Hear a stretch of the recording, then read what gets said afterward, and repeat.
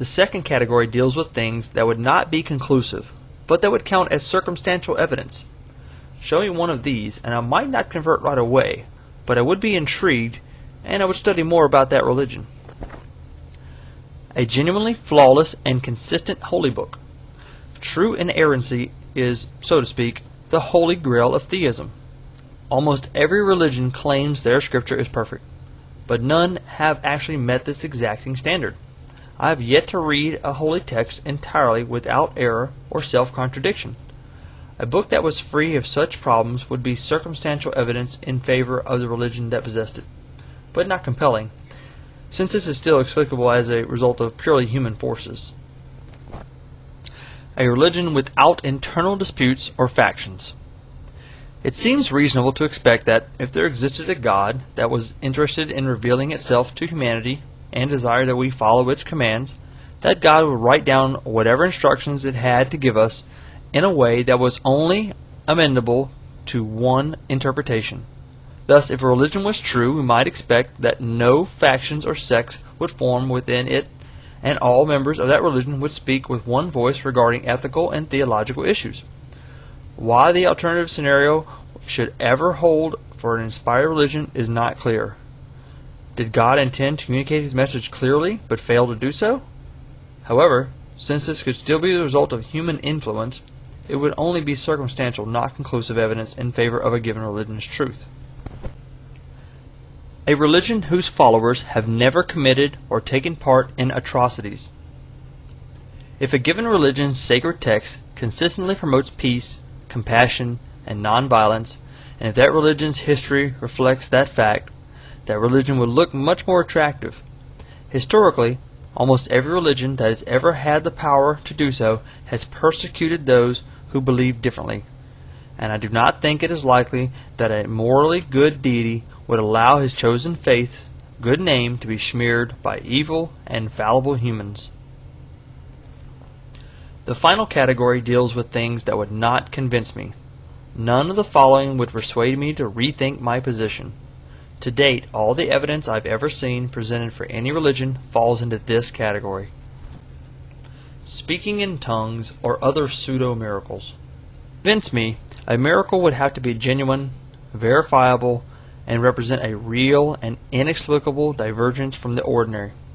Anything that can be explained by peer pressure, the power of suggestion, or the placebo effect does not count. Favorable coincidences or kind or courageous acts performed by human beings also do not meet this standard. This post clearly illuminates the difference. Biblical miracles aren't about accidents and people saying, "Whew, that was close." Biblical miracles are people raising their hands and telling something impossible to happen, and it happens.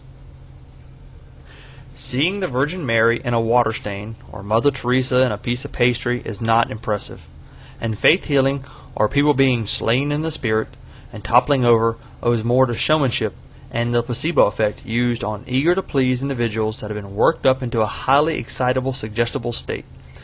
Now, if faith healers could restore severed limbs, that would be convincing. People's conversion stories. I'm not interested in the testimonials of people who converted to a religion, not even if they used to be atheists. Everyone has moments of weakness in which emotion overrides logic. Instead of telling me how fast a religion is growing, how much of a difference it's made in people's lives, or how devoted its converts are, let those converts explain what logic and evidence persuaded them to join in the first place. If they can't do this, their stories are not going to affect me. Any subjective experience. Saying, "I know God exists because I can feel Him in my heart," or something similar will not affect me.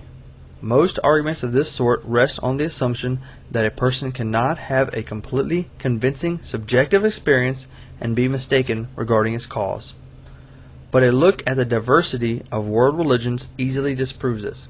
Christians, Jews, Muslims, Hindus, Buddhists, members of all faiths claim to have had convincing subjective experiences of the truth of that faith. Obviously, they cannot all be right.